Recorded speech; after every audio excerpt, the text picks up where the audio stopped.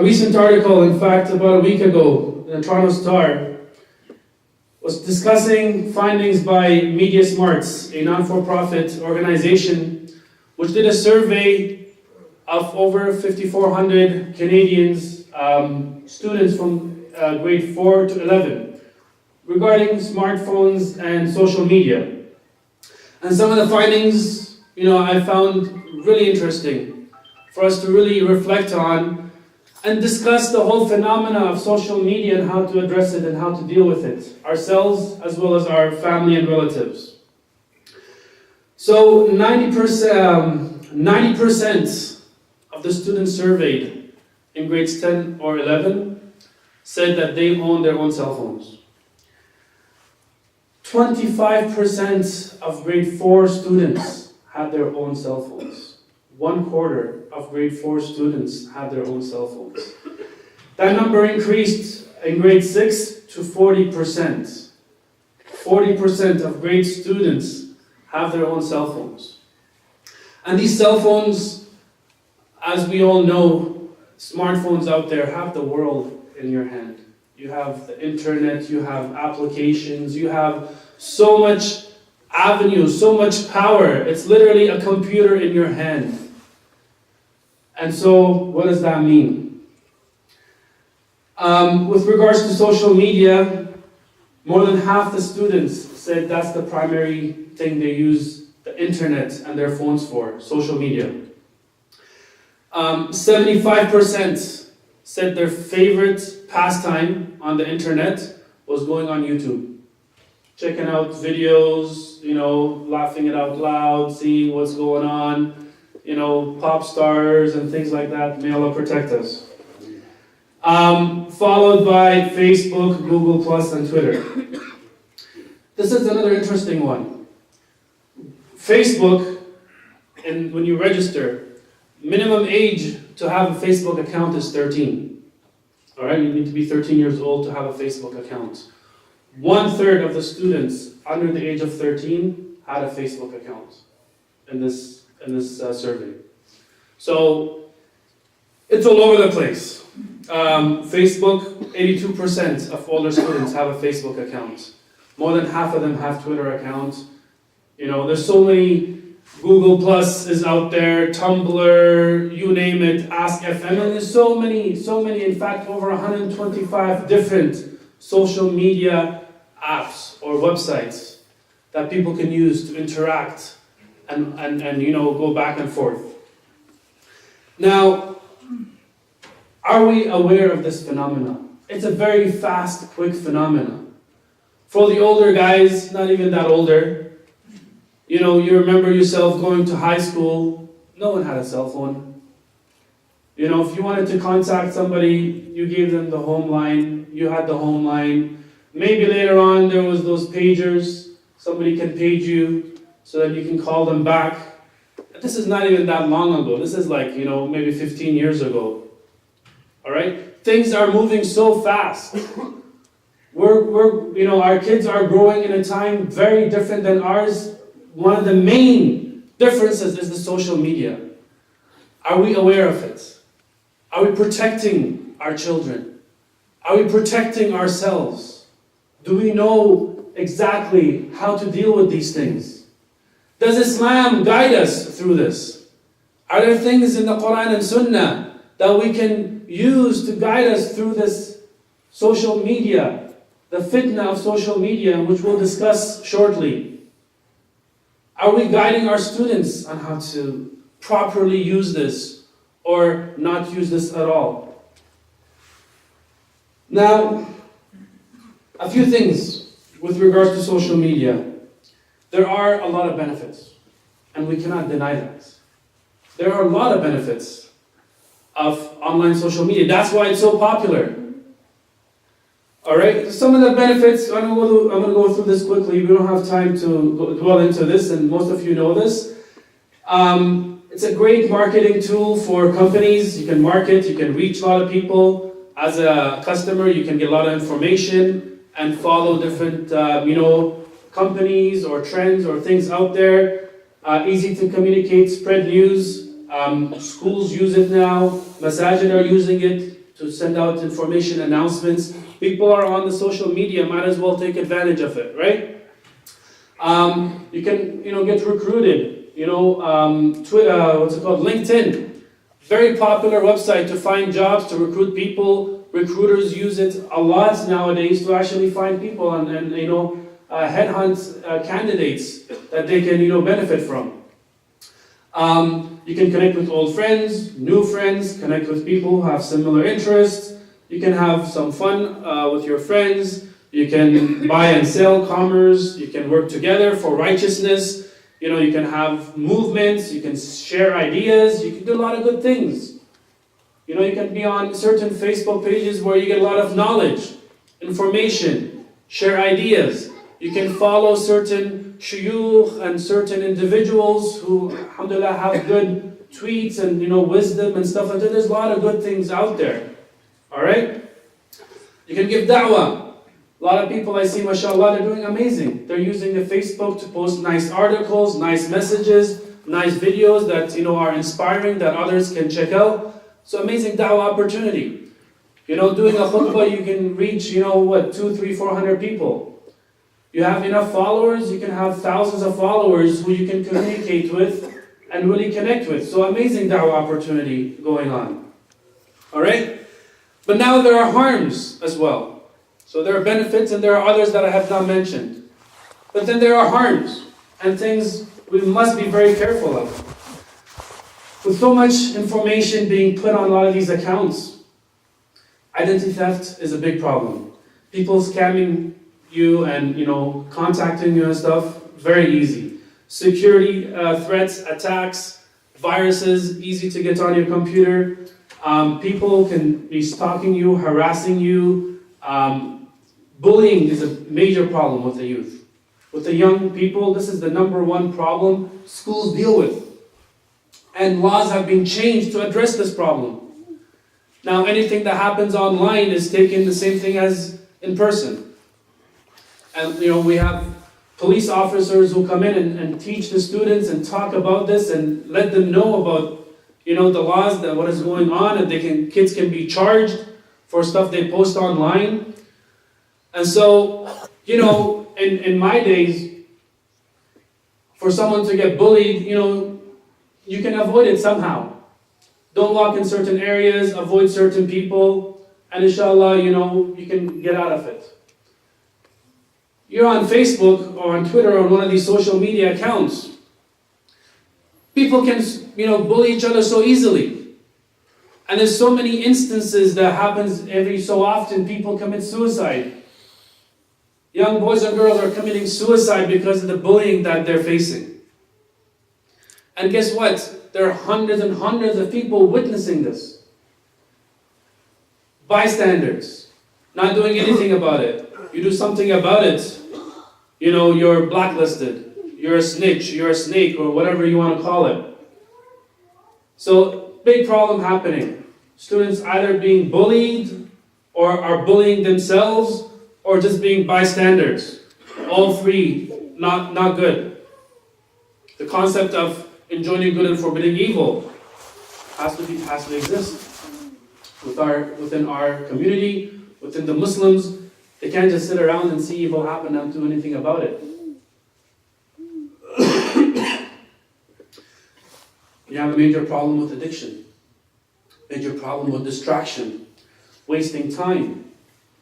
People spending hours and hours, going through Facebook, and it can really literally take hours and hours every night. You're going through your friends, you see little pictures, you're posting things, etc., etc. Big distraction. You have this in your hands. Keep checking messages, keep checking feeds every so often, and your brain is attached to it. Your focus is attached to it. There was a survey done in New York by Boost Media. They said almost 70% of the people surveyed said they check their social media feeds more than 10 times a day. And they call this an addiction. To be honest, I've seen students post 30, 40 tweets per day. Forget checking. I don't know how many times they check. Yeah, but posting 40 times per day 24 hours, 7 days a week. It's a big problem. There's no time for real interaction, no time for real work and pursuing all sorts of things, fulfilling our duties, fulfilling our purpose of life. Major distraction, major addiction. Teenagers, ages 15 to 19, the survey said, spend at least 3 hours a day on social media. That's a lot of time. If they're in school until 3, 4 o'clock, and they're spending 3 hours on social media, where's the time to do other things? Then, of course, unfortunately, relationships within the youth, usually, that can happen obviously to anybody, but haram relationships. Again, in most of our time, when we were in high school, there was a person, mashallah, you thought, mashallah, nice girl, nice boy, whatever it is. It was very hard to try to hook up with that person. I'm doing a khutbah here, so I got to be careful with my words. It's hard to, establish a relationship. How are you going to go approach that person? How are you going to get their number? Your dad's going to kill you if the person calls home and stuff like that. Alhamdulillah, there was protection within just the way things are. Nowadays, la hawla wa la quwwata illa billah, just get the person's name, you're done. Poke them on this, Facebook them, instant message, Relationships happening so easy. Families have no clue what's going on. And their son or daughter, they're falling in love with each other and all sorts of things. They want to get married, they're 13 years old and all these things are happening and it's all virtual. Very dangerous. Okay, people forgetting Allah subhanahu wa ta'ala is watching. People forgetting what's happening in virtual reality is the same thing. Angels are writing whatever you're posting, whatever you're putting, whatever you're saying. It's all there. But this false sense of, security is just messing people up so badly. It's a very, very big problem. Haram behavior, backbiting, slandering, using foul language, it's all there. A lot of, unfortunately, students I see and I say, mashallah, it's an amazing kid. You go online and you check their posts and stuff like, la hawla wa la quwwata illa billah, who's this person? Okay? It could be my son, my daughter, your daughter. It's not just somebody else's kids, it's our kids. And how are we helping them? How are we educating them? And then there's obviously being monitored. Who's monitoring you? The CIA, FBI, CSIS, or whatever, and you think, who cares? I'm not doing anything wrong, let them monitor me. How are they twisting what you're saying? Alright? You're supporting Palestine, or you're supporting one thing or another, or you're upset of one thing or another. Things happening in the ummah, and they twist what you say. And use it against you, and you don't know how they're twisting it. Dangerous stuff. By the way, I've seen this happen multiple times. People looking for a spouse or partner. Alright, it's good and bad, this one here. I've, tried to hook up a brother, brother, there's a nice girl, blah, blah, blah. The girl, same, there's a nice guy here, mashallah, good brother, good akhlaq, and etc., etc. Sister checks up the brother, looks for his name, can't find him. Finds a cell phone, puts it in, and mashallah, brother Muhammad is brother Michael. Oh, Michael, really? And then checking out what pictures are there. The brother, mashallah, he's chilling in the bar, with his buddies. Alhamdulillah, he's not drinking in the bar. Mashallah, that's awesome. But shouldn't be in the bar in the first place, man. Alright? And sister like, khalas, man, this guy goes to the bar. I don't care if he doesn't drink in the bar. I'm done. No way. Alright? So be careful what you're putting online. Alright? You don't know who's checking you up, who's watching you. Recruiters and employers are checking people out to see what are they up to. How the person is, how their character is. Alright? Now, a lot of benefits, like mentioned. A lot of harms. Dangerous harms. Things that can completely destroy a person. And the fitna of social media, this is just my 2 cents. The fitna of social media is that people go into it with good intention. 90% of the people, they're not going in there looking for haram. As opposed to, astaghfirullah, porn and other things. There's no good intention for that. You're doing it. There's, from A to Z, there's haram before, during, after, the whole thing. And so, you can avoid it somehow, inshallah. This is amazing, brother. I can gain more knowledge. I can give da'wah. I can communicate with my friends in schoolwork. And before you know it, that person is like all over the place. God help us. And that's the fitna. Allah tells us, Ya ayyuhalladhina amanu, la tattabi'u khutuwati shaytan. Oh, you who believe, don't follow the footsteps of shaitan. And shaitan, he has a gradual process for many people. He knows, you're not going to go into the bar. Alhamdulillah, you have enough iman and enough, morals, ethics, Islamic following that you wouldn't do that. But he'll find other excuses for you to go towards that. Okay? No, there's good brothers there that they're a little messed up. You got to go give them da'wah. Go in the bar and, chill with them. Establish a good relationship with them, and pull them out slowly, etc., etc., etc. With social media, mashallah, so many benefits. And easy to get distracted. Easy to go off track. So many things can go wrong. So we need to protect ourselves. We need to be aware. We need to understand the reality. Really, this is a very hot topic that experts, social scientists, doctors, etc. are trying to see how the effects of all these things are happening. It's very, very quick. Not enough studies are there to see the exact impact on society, impact on people, impact on children. In many cases, people don't communicate with each other anymore. In the same household, they're texting each other. Come down, daddy, dinner is ready. Because daddy's not responding to, somebody calling them downstairs.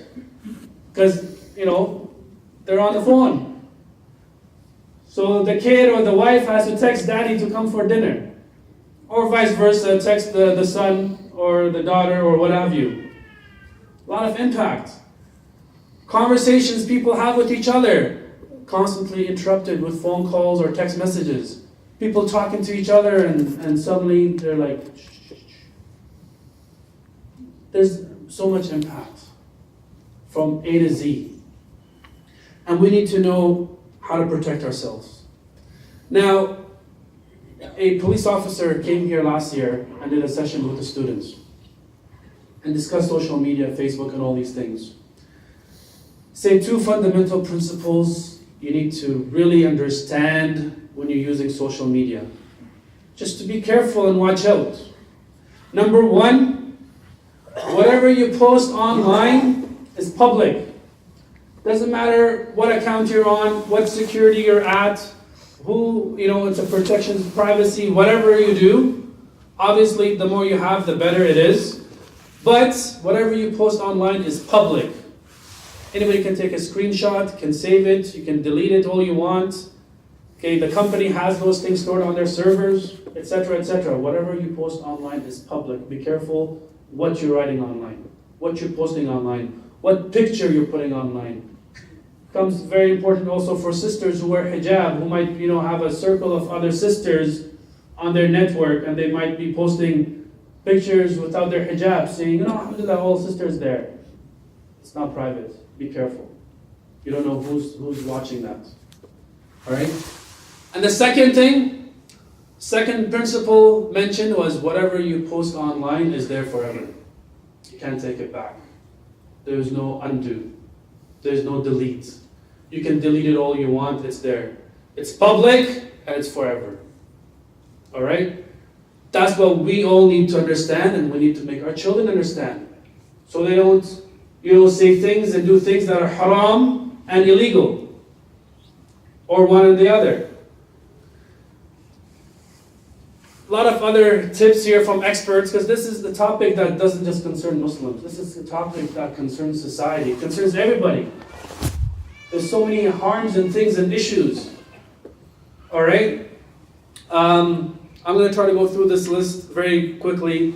Using maximum security settings on the browser and on every account you create. Create good passwords, change them once in a while, don't share the passwords. Use third-party software to block ads, etc., like AdBlock, etc. Protecting the youth, this is the major thing.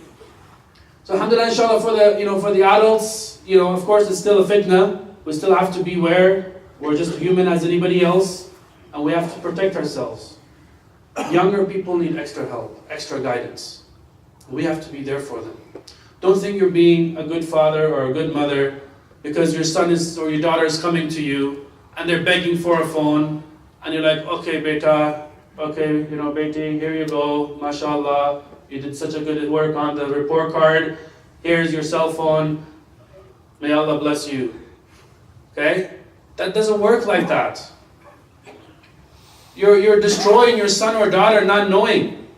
And then when you want to retract, it becomes that much more difficult. Your son or daughter is already addicted. And then you realize, oh, what's going on here? My son completely changed.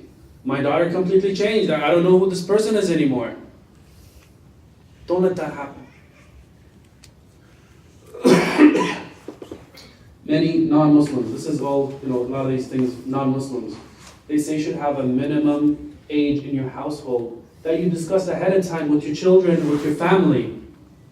The minimum age for you to, when you want a cell phone, when you become 16. When you become 18, when you enter university.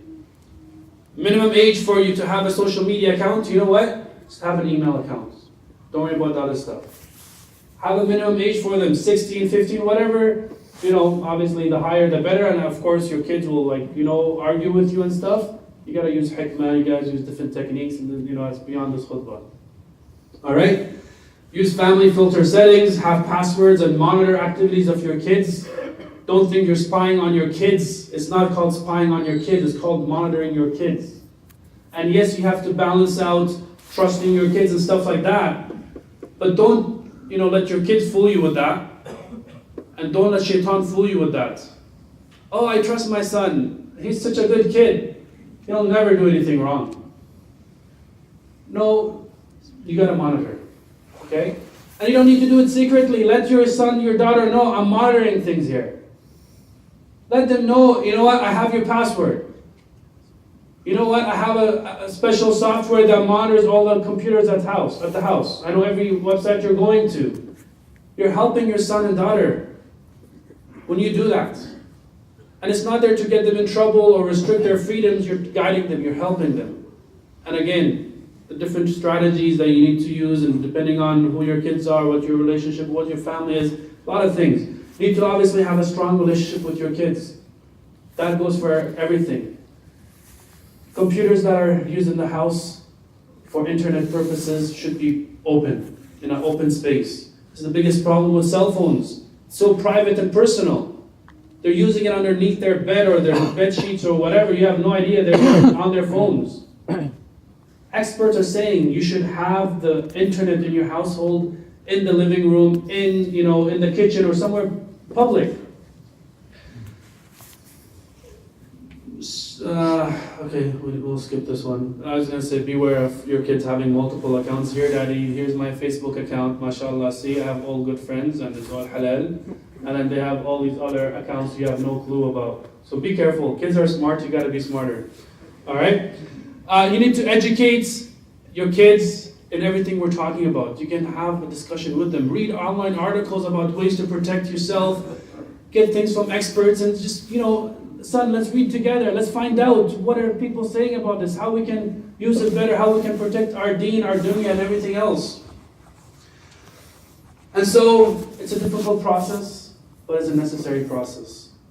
Wallahi, being in a high school, even though it's an Islamic high school, alhamdulillah, Allah protected us from so many fitnas out there, but this is a major fitna. It's a major fitna for us, for our students, and for everyone.